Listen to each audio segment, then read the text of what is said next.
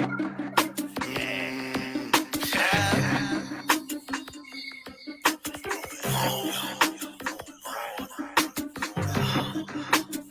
team. First I break the ground, then I till it up, put fertilizer down, plant seeds and sow it up, let it get some sun. Every day I water it, watch out for pests and weeds until I harvest it.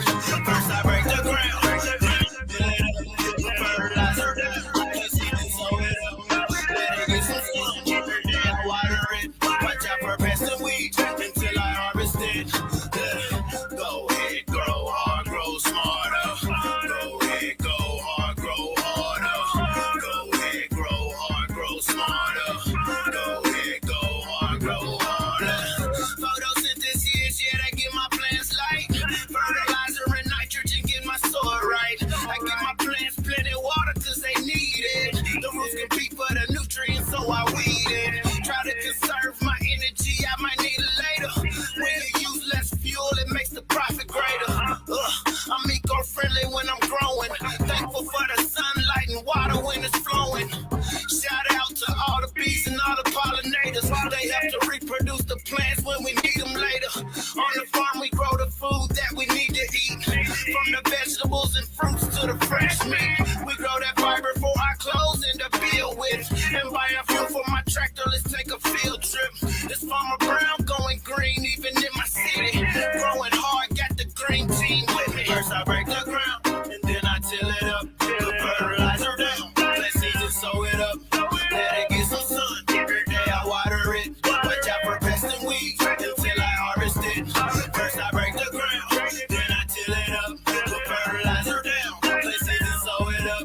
Let it get some sun, every day I water it. Watch out for pests and weeds until I harvest it. Go ahead, grow hard, grow smarter. Go ahead, go hard, grow harder. Go ahead, grow hard, grow smarter. Go ahead, go hard, grow harder. Break the ground, then I till it up. Put fertilizer down, plant seeds and sow it up. Let them get some sun, every day I water it. Watch out for pests and weeds until I harvest it. First I break the ground, then I till it up.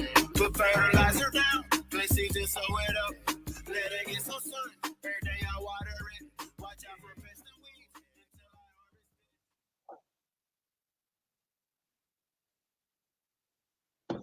it. What's growing on? What's growing on? What's growing on? Welcome back to B1AG, where we focus on agriculture, agricultural production, education, marketing, nutrition, and economics for the Black family and the Black community, because we are B1 first.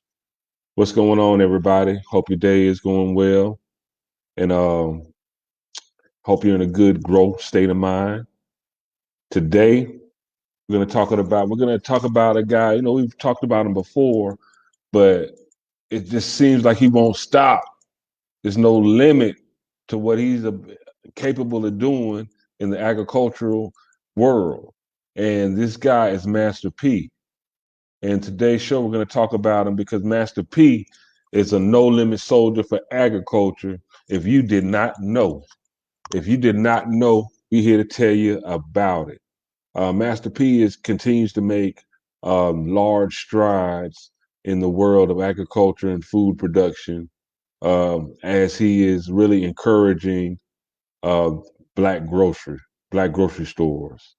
He realized the importance of being able to feed yourself, and also the fact that with him being from a projects in a food desert, the importance of just the availability of good food to eat in certain parts and demographics in different neighborhoods. And he's not just talking about it. He is opening up businesses and really doing something about it in a major way to make himself a major player in the agricultural world, in the food world, but also promoting financial and economic empowerment, through food. He's using food to achieve financial empowerment. And that's very important. I'm boy John Hennry. We have Farmer Brown DMC. What you got to say to him, Farmer Brown? First, I just like to say peace to the B1 family. This makes me feel good as a member of the hip hop community, seeing somebody like Master P, the effect that he's had on society since a lot of us were coming up, jumping off the porch, to see that his whole No Limit empire has morphed into something much larger than selling music. I think right now, I know we had discussed this before, I feel like Master P is an angel. If we watch his moves, he's literally a living blueprint of how we empower ourselves in our community. When we talk about him being a no limit soldier for agriculture, and so I would encourage some of the viewers to do their own research to figure out actually how many black-owned grocery stores there are in North America. And so over the past few days, I've really been trying to find it, and so you'll find black-owned food products, which is a great thing. We know over the last year or so, there's been a lot of new black entrepreneurs getting into food production and value-added products. But when you look up black-owned grocery stores, I couldn't find more than 10 in North America. Also, when you do the history, a lot of times we talk about redlining, the effect that it's had on the ability of the B1 family to accumulate wealth, to get housing. This same effect has applied to supermarkets. And it's been shown through research that supermarkets actually value non-black areas when it comes to where they're going to build their stores.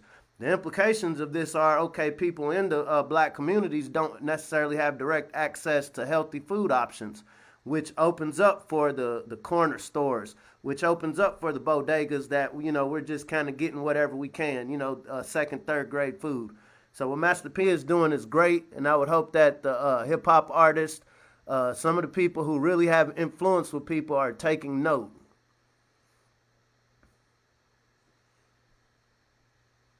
Me being a big hip hop fan.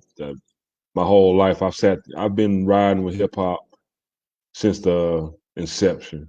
I'm young enough to still be a fan, but old enough to have been able to see the entire ride of hip hop, and and have my window seat, and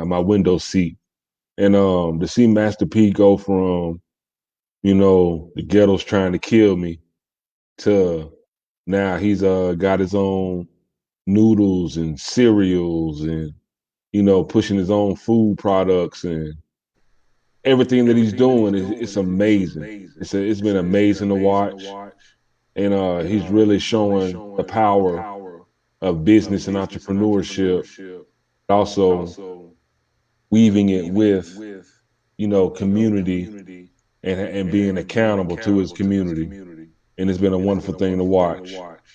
Now, I want to play for y'all real quick because again, he has his own cereal, but I want to show y'all. I have to show you uh, the.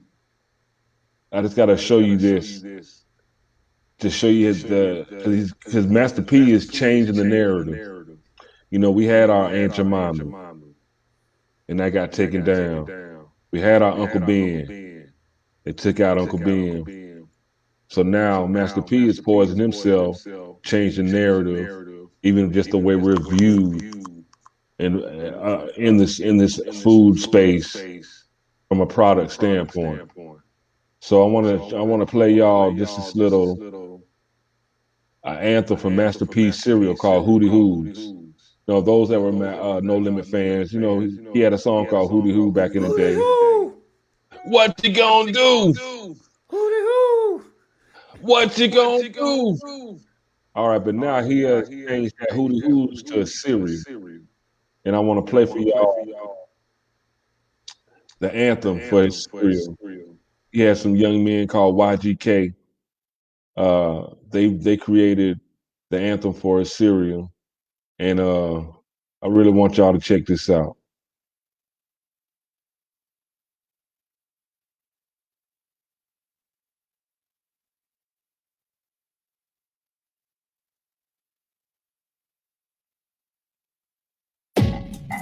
What you gonna do? Ha! What you gonna do? What you can? What you gonna do? Hoo-hoo! Yeah, I got my look on my spoon, know what I'm ready to do. I'm about to grab me a bowl and got my cereal too. And then got my hootie hoo, so know what I'ma do. Just to get my day started, need my hootie hoo. Oh yeah, that tropical fruit, oh yeah, that cinnamon apple. Got that honey drip, cause that drip stays forever. I don't see no competition when we talk about cereal. Captain Crunch, Fruit of Loops to the back of the building. Everybody unique, bright, crunchy, and sweet. When you see me hootie hoo, cause that's all I eat. Hootie hoo, what you gon' do? Hootie hoo, what you gon' do?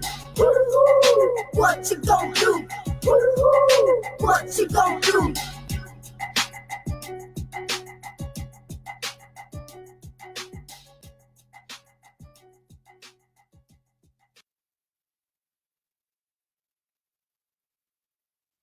Can y'all see that? Can you see that?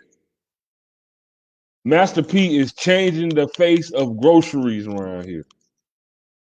I have never tasted those Hootie Hoos, but I choose that over some Fruit Loops any day now, just because of the commercial. So check this out, man. So according to Heather Garlich, this is a spokesperson for FMI. This is a trade group for food retail industry. Market, economic, and demographic factors influence a company's decision to establish a store. Grocery stores require an adequate customer base and economic support to remain viable.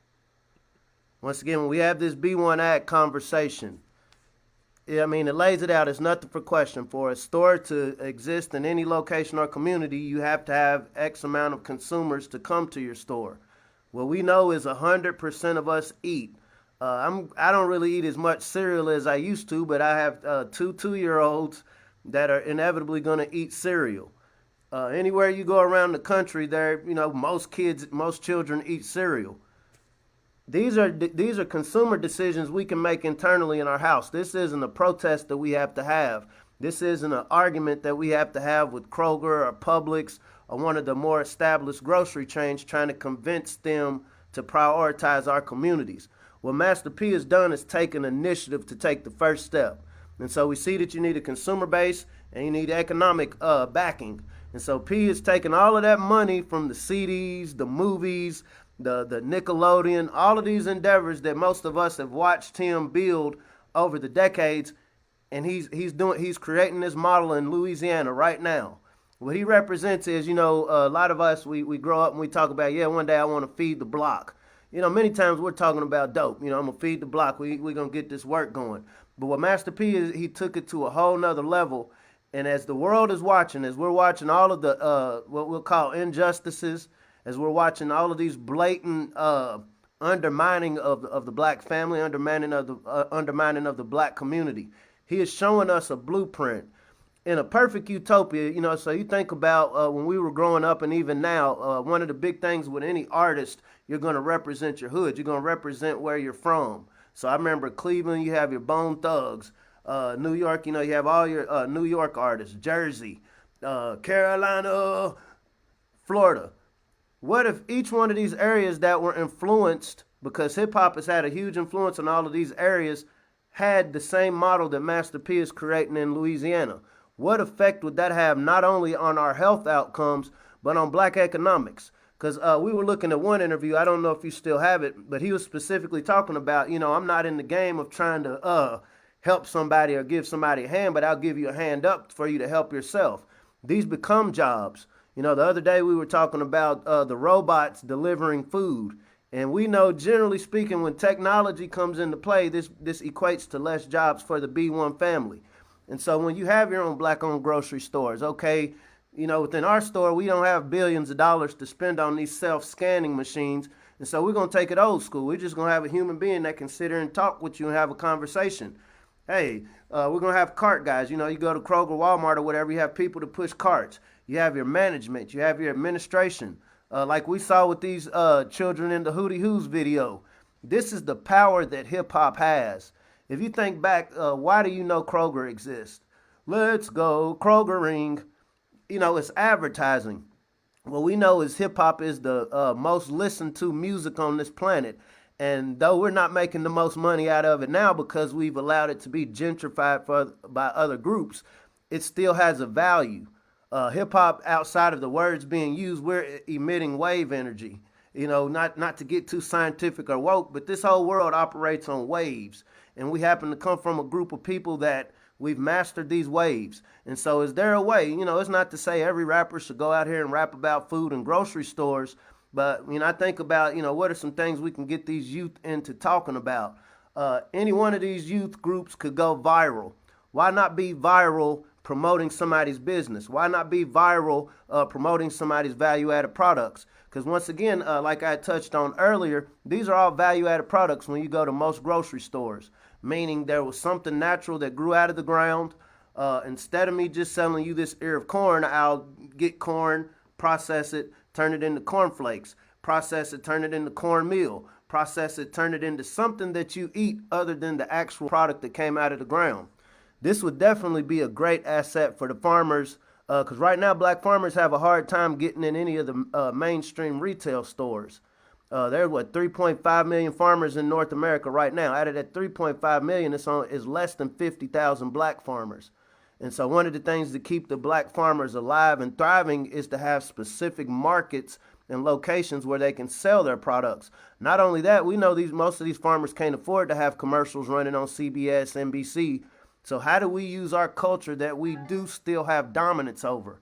We're not making the money from hip hop like we're supposed to, but we're still the major drivers behind this force. How do we tie these together for farmers to already know, okay, instead of me waiting to see if somebody's going to let me bring my produce to, say, Kroger or Publix, we already have these food chains that this rapper guy, what's his name, Percy Miller, Master P, most of the farmers have never heard of Master P. But once again, and it kind of ties into the purpose of B1AG, this isn't about the individual.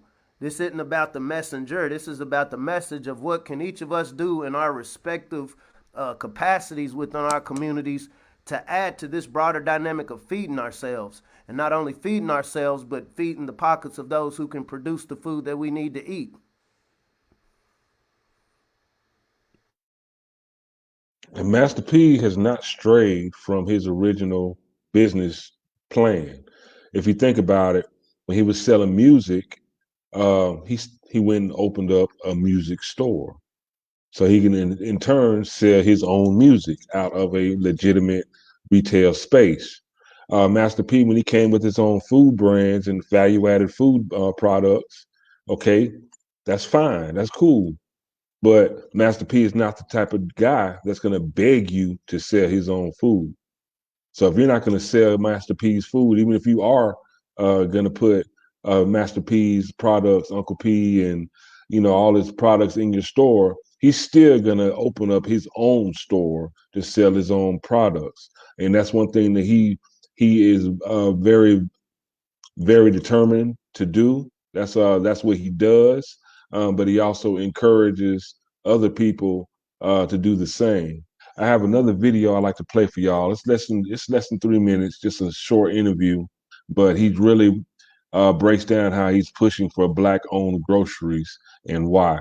So I would like the B1 family, the B1AG family, to check this out as well, because the guy is very, outside of just being inspirational, he's very intentional about what he is doing for us, as well as for in our community and our kids. Just one moment as I bring up this video.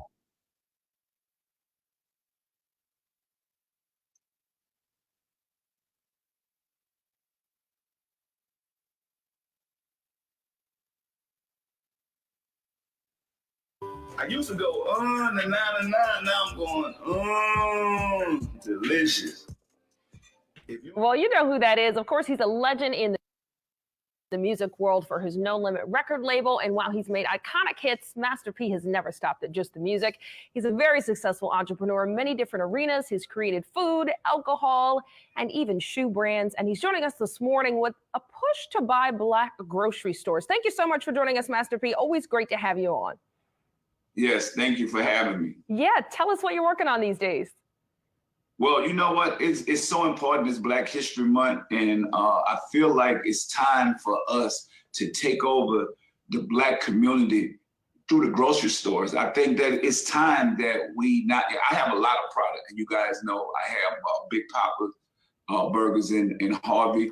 And I just feel like we can empower us and control the narrative by being able to give our culture opportunities and just being able to buy grocery stores in our community. I think is so important. And what's going on with Ross's, I don't know them. I don't know their characters, so I can't judge them. I know that God has blessed me and given me a second chance, and whatever they're going through, they do the right thing. God will continue blessing them. But I'm thinking the stores that they have in the Black community, I think that it's time for us to get an opportunity. This is a business opportunity that we can buy those stores and be able to put people into different positions and opportunities and control the narrative. It's all about economic empowerment. So it's all about us empowering us. Yeah, and you did reference, of course, that controversy with Rouse's that had a lot of locals wanting to boycott Rouse's stores, looking for somewhere Black-owned to shop, and there not being options. Yes, and I think it's an imbalance when it comes to that. And I love my people, whether they're white, Black, Asian, Latino, but I'm saying add some diversity in this grocery store space. It's time. I think that this is the way that we can change poverty, and whatever those guys are going through, we from New Orleans, we're stronger, we'll get through it. So, but I feel like for us, it's a great opportunity for African Americans to really start thinking about ownership and change that narrative. We talk about economic empowerment and diversity, really get you there. Because we done marched, we done stood up for our rights. It's Black History Month, but the way we change the narrative is through economic empowerment. Certainly. So is this you saying that you're looking to buy a grocery store locally in the area, or are you calling on entrepreneurs who have the funding and money to do so, to do that? Yes, no, I'm looking to do that. I'm looking to give our people opportunity, jobs, to be able to put money back into the community. I mean, if you look at these stores, these stores are making a lot of money in our communities, but nobody look like us owning them. So I think it's time for that. When you do the right thing, God will continue blessing you. And I think that's what the importance of for me and my purpose. I feel like it's my purpose to educate and teach entrepreneurs that look like us that we can have these opportunities and get a seat at the table and do what's right, and also put value back into our community for its education, feed the homeless, feed the elderly.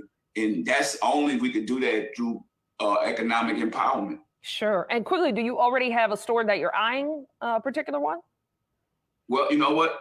Through the pandemic, a lot of stores are closing. So I'm eyeing a lot of different places that I'm looking for in the city of New Orleans to say, you know what, let's make some grocery stores look like us. And that's what I'm.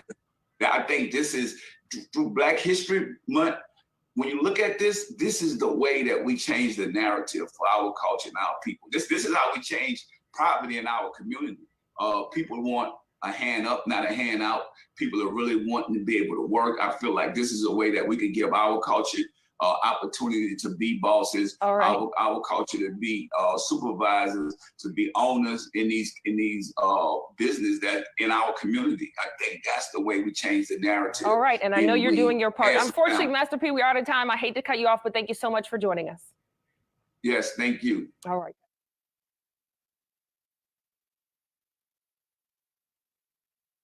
So you hear right out of his mouth. Word out of the horse's mouth. And so real quick, kind of tying into a conversation we were having not too long ago about Bill Gates and the synthetic meat. And so since that time, according to TechCrunch.com, Bill Gates has raised $47 million to make this synthetic meat happen through a company called Meatable. Now, either that's good or that's bad. 47 million equates to $1 from every what we would call foundational Black or African American in North America towards making something happen. Like Master P said, the days of asking somebody to help or to neglect their own best interest to come, so-called save the foundational Blacks, I think that is very unrealistic. But he also said this is the grand opportunity. I know here in Kentucky there's so many brick and mortar stores that are just gone. Business is gone. They reached their peak of their consumer base. The beauty that we have in the B1 community, we've never really galvanized around a Black-owned grocery chain. And so, we're a group of people that like new things. And so we're in a time and space right now where we can create these new grocery stores. We can create what the grocery store of the future looks like. When you think about you think about people that do hair, right? You think about the hair products that we go to the Asian stores and all of these other stores to get.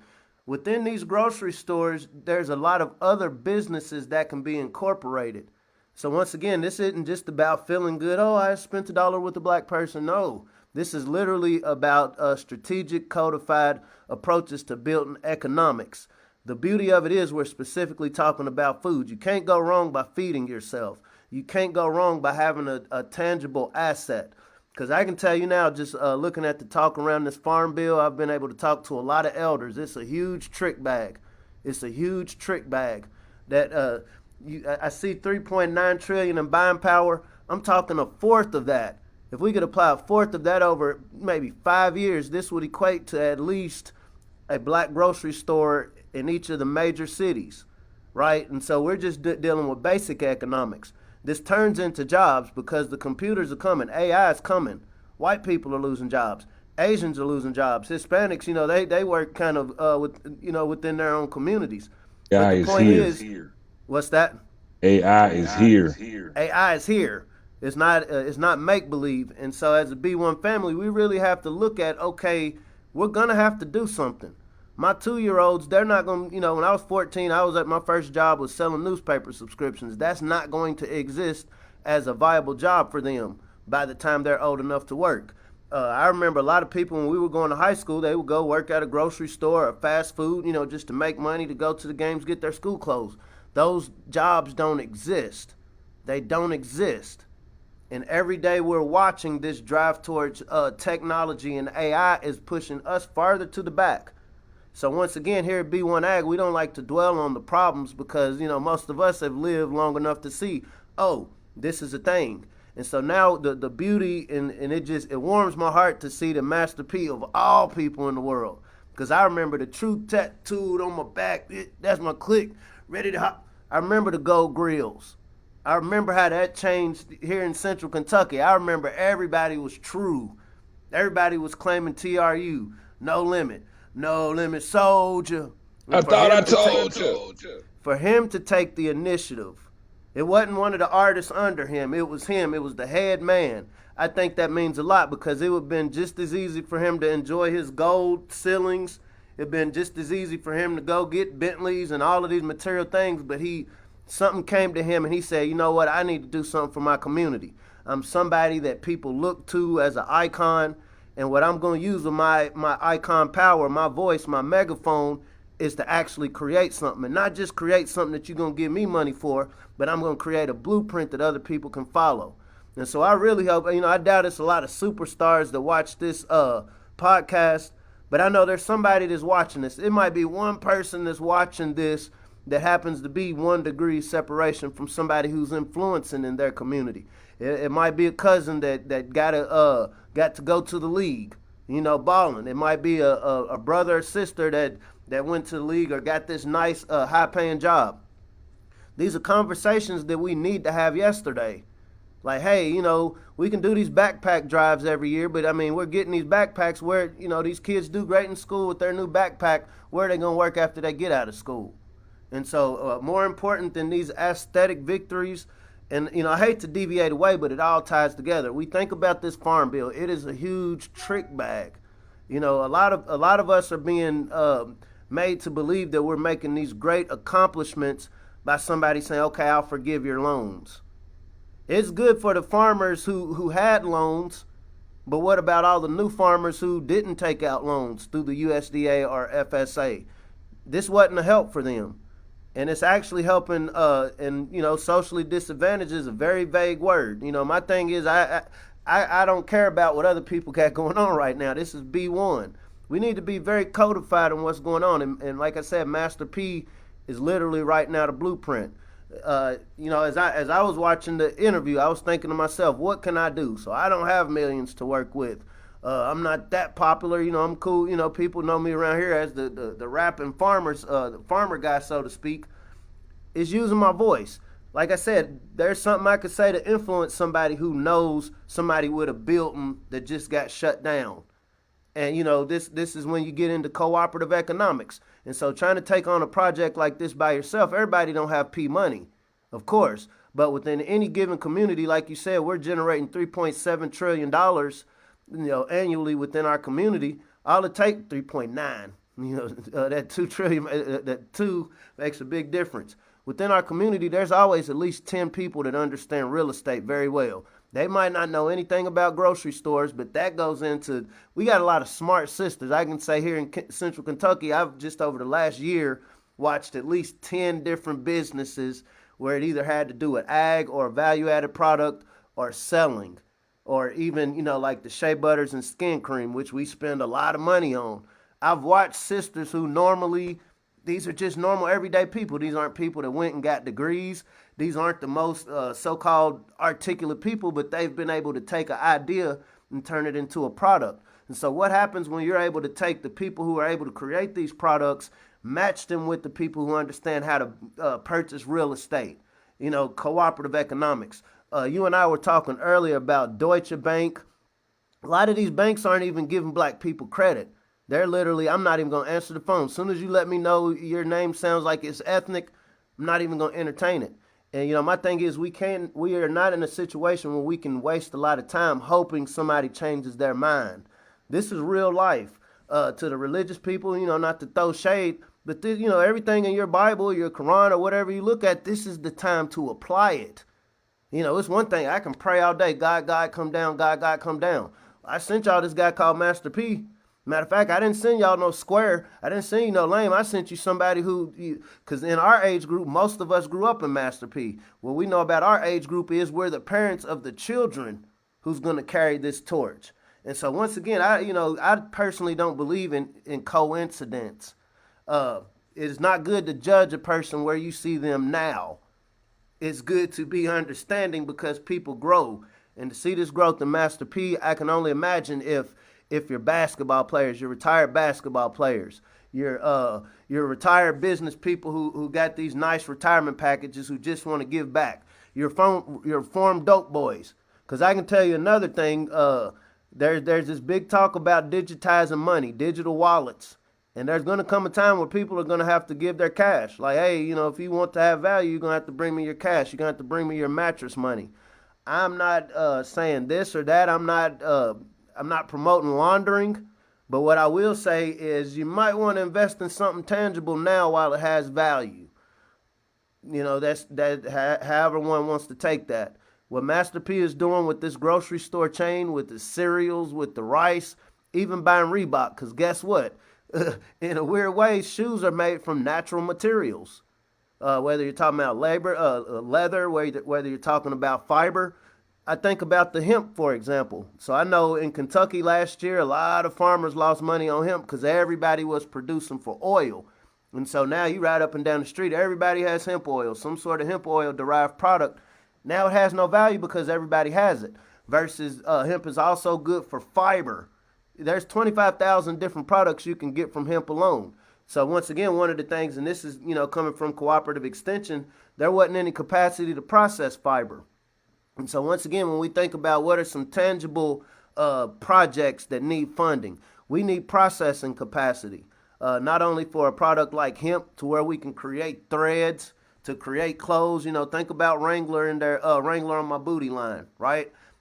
We need processing for cornmeal. We need processing for, grains, different products that are created that we can then sell through a store like with what Master P is talking about.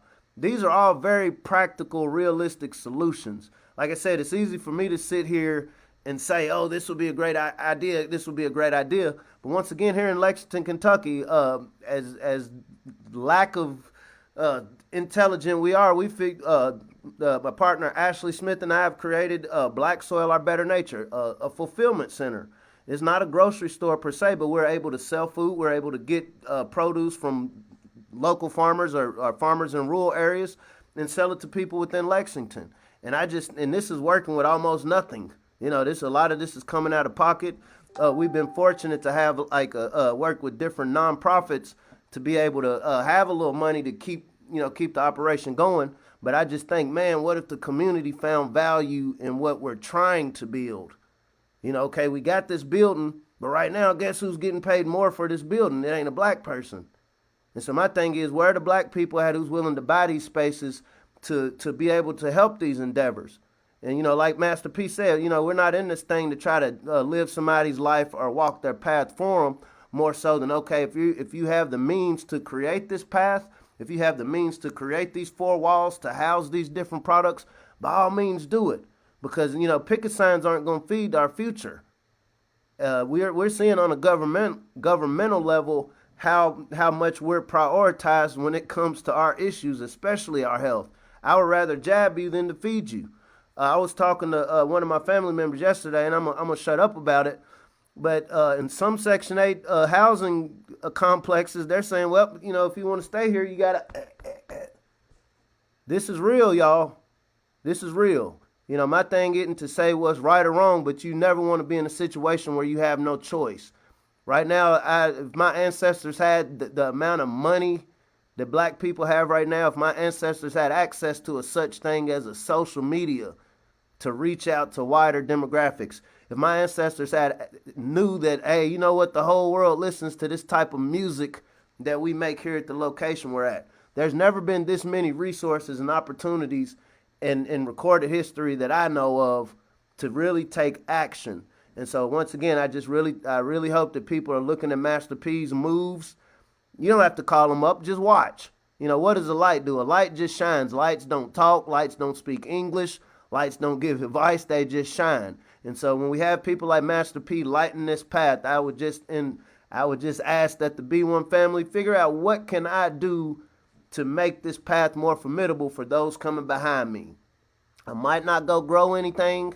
I really don't want to make a product. But you know what? I know a lot of people. I can point people in that direction. And the beauty of Master P shining is that he's shining a light on the need for diversity in the grocery store space. He's shining the light of the need for the opportunities, the business opportunities in that area. And he also, in the video I just showed you at the interview, he spoke on the fact that a lot of stores have shut down. A lot of these stores have shut down during the pandemic. So these underserved communities with few resources available, few grocery stores, living in a food desert, those stores just aren't there anymore. So it's a glaring need for this. So he's leading the charge. There's never been a moment in time, like in my 40 years, that all of these buildings are just empty. You rode through any hood in America, you're going to see all of these empty buildings. The people that own them are just trying to liquidate right now. Like, you know what? Let me just get rid of this.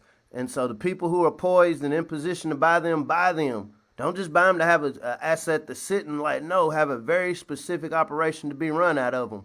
You can't go wrong with food because people have to eat. Definitely, we have to eat.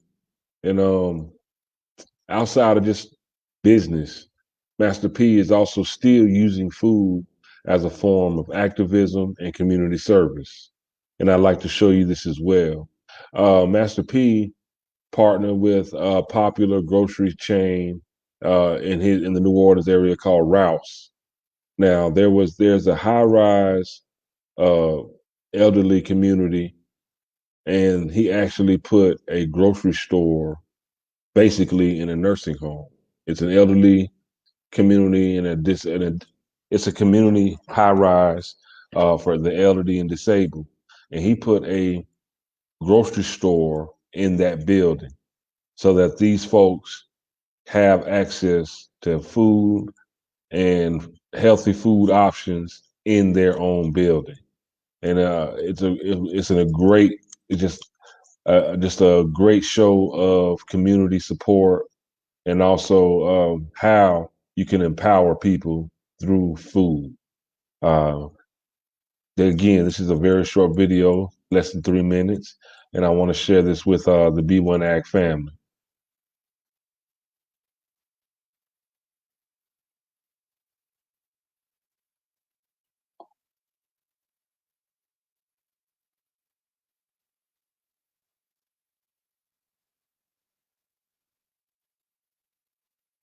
guys are showing their heart. They're a part of this. I've been a part of this community over 21 years. Nobody else has stepped up. A lot of people say stuff. These are guys have a real plan to action, and they are here in this community, helping this culture. And that's what I love. I love that what he's doing, what his dad is doing. They saying, you know what, nobody's perfect. We're moving on. And I think that's what the city of New Orleans, the people in the community, we need to figure out how to build economic empowerment. You know, we're a good company. We have over 7,000 great employees. We service thousands and thousands of customers every single day. So we're here for our communities like we've always been. We continue growing with our communities. We have great partners that we're continue partnering with and expanding our outreach to our community. I'm so proud of Master P and Rouse for taking care of us seniors over here and feeding us and look out for us and open the grocery store. Thanks to Rouse that we have a grocery store now in a Gus high rise. Thank you, Lord, and thank Master P. Today is a great day. Mr. Donald Rouse Sr., Donald Rouse Jr., they really are doing a great job putting this place right here. Everybody's not perfect. But I think that these guys have a heart of gold. They've been giving back for years. Nobody never promote that. And so that's what I love about today. And these guys showed up. What Rawson's has done in partnering up with us to do this is incredible. That's what I want to tell y'all. So we're moving on with love. And now the elderly can come down, get eggs, get groceries. This is what I'm talking about. Look at this. Yeah, this is amazing. This is incredible. This is what it's all about. Everything they need, they don't have to go nowhere now. They're right here. And we got to give back to the elderly. It's so important because they're the ones who raise us. Yep. It's about community. Yeah. That's what that there said. Community at the heart of everything we do.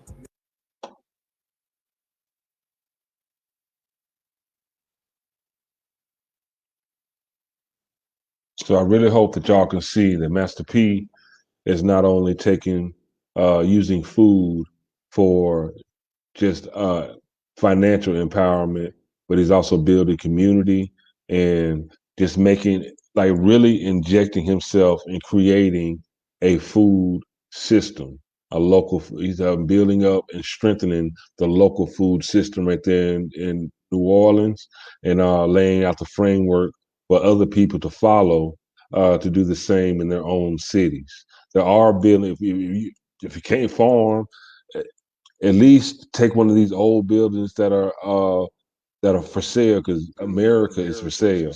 Take one of these buildings and open up a store. It doesn't even have to be a big store. Just open up and have space and have the ability to distribute food, a point of sale. You know, it's time to get creative because we got to eat. Literally, we have to feed ourselves. They're not going to feed us. We're already living in food deserts, and they're closing down the stores that were there. So it's an opportunity for us to rebuild and do more and do greater. And as you see, he's partnering right now, just partnering with one grocery store chain that he put in that elderly community. That's just the beginning. Because we've already seen, and Master P has shown and proved, hey, he plants seeds, and all of his seeds grow, and they harvest well, and that's a wonderful thing. Master P is a soldier for agriculture. So what about you? What about me? What about us? Let us all be no-limit soldiers for agriculture. It's the most sure way to achieve financial and socio-economic freedom is through agriculture, food. Because food, agriculture, the need to sustain ourselves permeates all businesses. Food, clothing, shelter. These are basic needs. If you can supply that for yourself and others, you'll always be wealthy. Because the true wealth is the ability to sustain life, especially your own. So that's where the money's at. Food flip harder than crack. Everybody don't smoke crack. Everybody eats. There ain't no drug. Food flips harder than Bugattis. Food flips harder than Gucci. Food flips harder Louis Vuitton. Louis Vuitton, hey, it's an article of clothing. There are plenty of replacements for that. There's not a replacement, at least not yet. They're working on it. They're working on it. Please believe me. But food flips harder than all that because it's a necessity of life. And I hope our B1AG family can see that outside of us just talking about food and this is space, in this agricultural space. I'm hoping that we can show you the true essence of value and what's really important. You know, everything that's marketed to us, it creates a value. Some of it's intrinsic, some of it's real, but the real is right there in agriculture. You got anything to say to him, Farmer Brian, to close us out? I just want to end it by saying life imitates art, and Percy Miller, aka Master P, is painting a perfect picture for us to follow. Let's get on code, y'all. Let's feed ourselves. This is our finest hour. It's time to show and prove. Man. Farmer Brown. Trying to let these people know. But if they really want to know something. 4, 3, 2, 1, get them shovels out. Let's learn how to grow something. There it is. B1AG, and thank you again for tuning in. Please like, share, and also before we get out of here, I want to make an open call. I want to make an open call to Master P. Master P, we're here on the Black Boss Network. You know, it's ran through Dr. Boyce Watkins News Network. Please reach out to Boyce. We would love to have you on the show. We need to talk to you, and specifically about all of your endeavors in food. I want to put an open call out to Killer Mike, ATL, Killer Mike. I know you down with culture. We need to talk to you. We need to talk to you. We have a lot of ideas, as well as we just want to open up the conversation for agriculture, especially as it pertains to hip hop and the hip hop community. Jay Prince, Rap-A-Lot Records. We need you, bro. Me and Farmer Brown know about your contributions to agriculture. We feel like the world needs to know that. We would love to talk to you. Willie D, Ghetto Boys. I know you know Boys. We would love to talk to you. I know about you. We know about your agricultural endeavors. We would love to talk to you. This is an open call out, open shout out. We salute you for what you're doing.